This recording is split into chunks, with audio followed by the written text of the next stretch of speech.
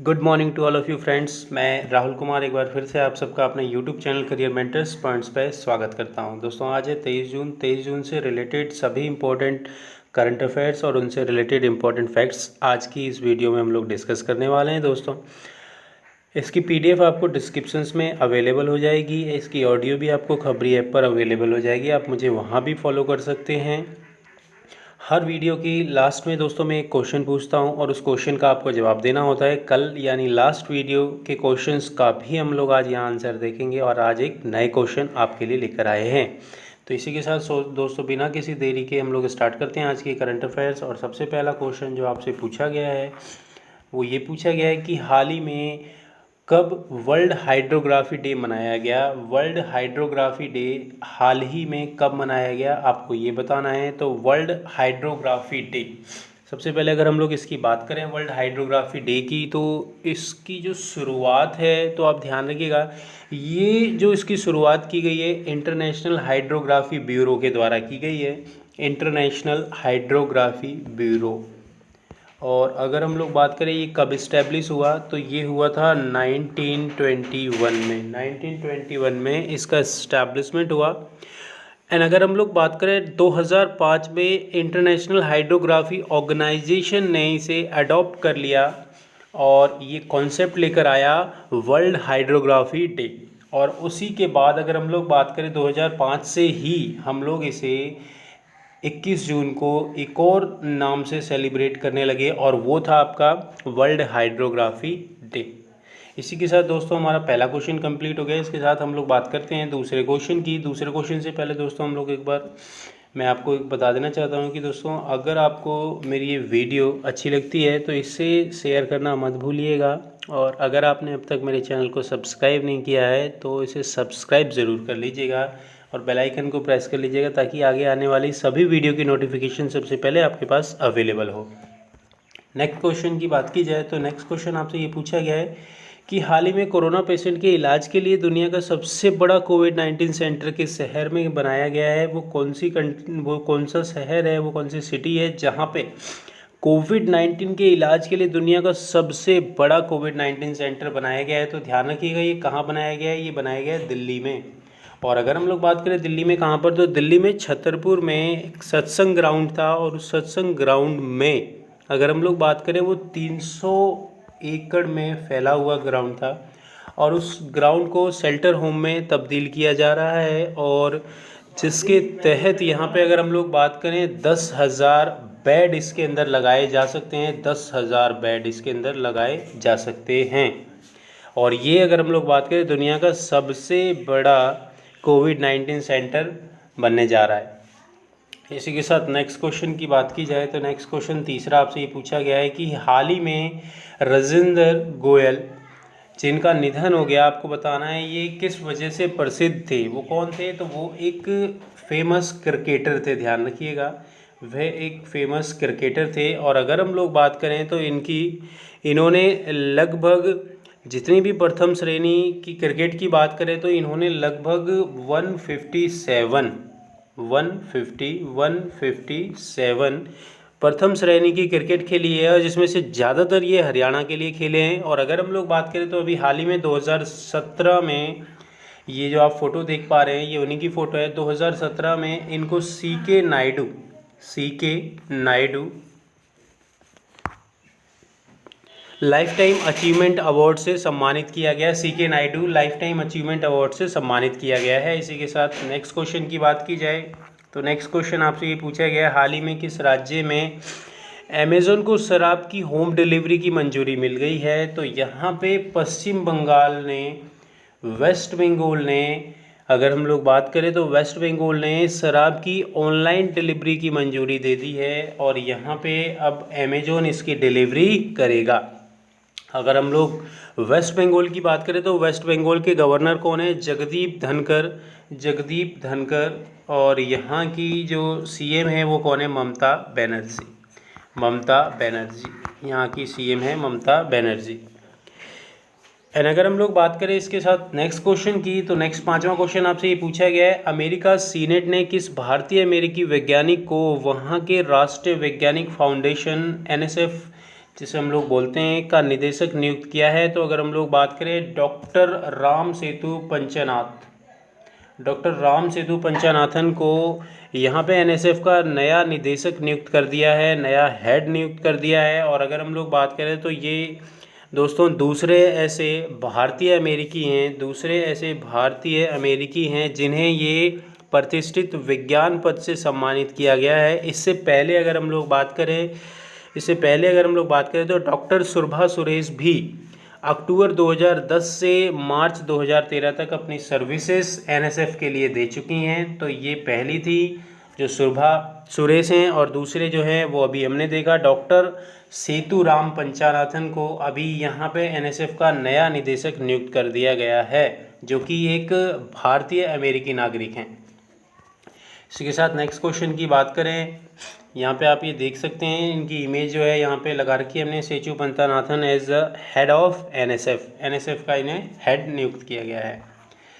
Sixth question की बात करें तो यहाँ पे ये पूछा है इन्होंने कि जो अभी हाल ही में इंडिया और चाइना के बीच जो विवाद चल रहा है या जो अभी हिंसक झड़प हुई है वो कहाँ हुई थी? तो गालवन की घाटी में जो चीन की सेना से हिंसक झड़प के बाद सरकार ने सेना को कितने रकम तक के हथियार खरीदने की अनुमति दे दी है? तो यहाँ पे ध्यान रखिएगा, यहाँ पे सरकार ने, सेंट्रल गवर्नमेंट ने 500 करोड़ रुपए तक के हथियार खरीदने की अनुमति दे दी है। ये जो यहाँ पे पहले जो उसके नियम कानून थे, रूल रेगुलेशंस थे, उनको बिल्कुल बदल दिया है। रीज़न यही है कि यहाँ पे जो गलावन घाटी में लगातार जो चीनियों की तरफ से घुसपैठ की जा रही है उसको रोकने के लिए यहाँ पे लेटेस्ट टेक्नोलॉजी के वेपन्स हथियार का होना ज़रूरी है, और इसके लिए यहाँ पे 500 करोड़ रुपए तक के हथियार खरीदने की अनुमति दे दी गई है सेंट्रल गवर्नमेंट की तरफ से।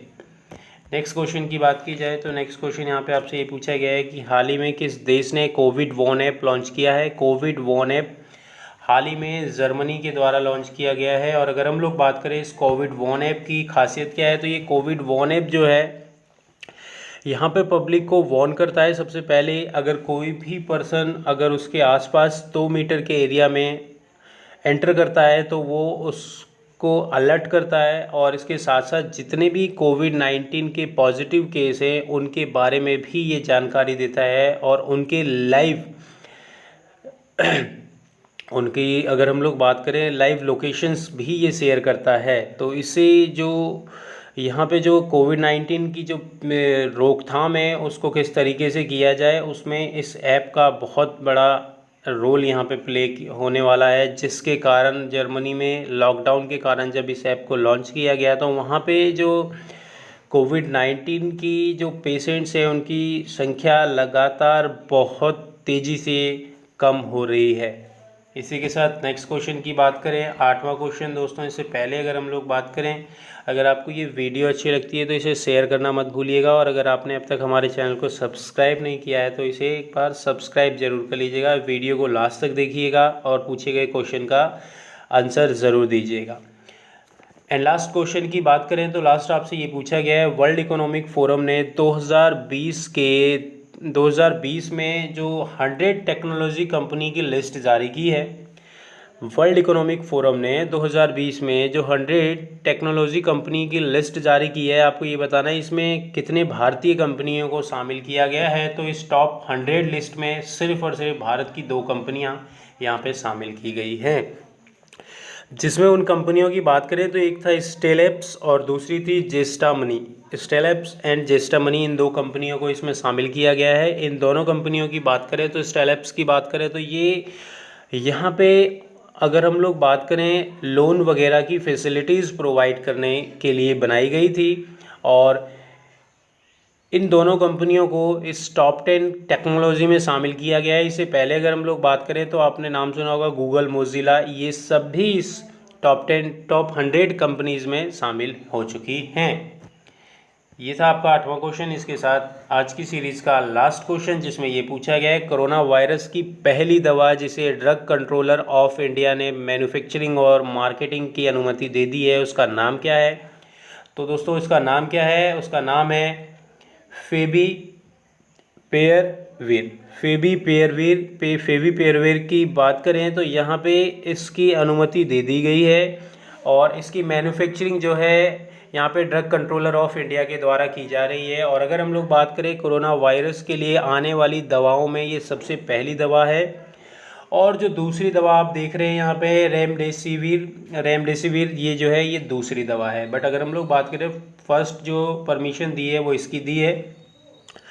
और अगर हम लोग बात करें इस मेडिसिन की तो यहाँ पे ध्यान रखिएगा, इस मेडिसिन की खासियत ये है कि जितने भी लोअर और मीडियम के पेशेंट होंगे, कोविड-19 पेशेंट्स होंगे, उन सभी पेशेंट्स को इन दवाइयों का सेवन करना की अनुमति दे दी गई है, जिससे कि यहाँ पे उनकी जो इस बीमारी कोविड-19 की का इलाज हो सकेगा। बट अभी भी अगर हम लोग बात करें जो यहाँ पे जो थर्ड स्टेज में पेशेंट जा चुके होंगे उनका इलाज इन दवाइयों से नहीं किया जाएगा। और अगर हम लोग बात करें इसकी एक स्ट्रिप बनाई गई है और उस स्ट्रिप में 34 टैबलेट्स होती है और उन 34 टैबलेट्स की जो प्राइस है वो है 3500।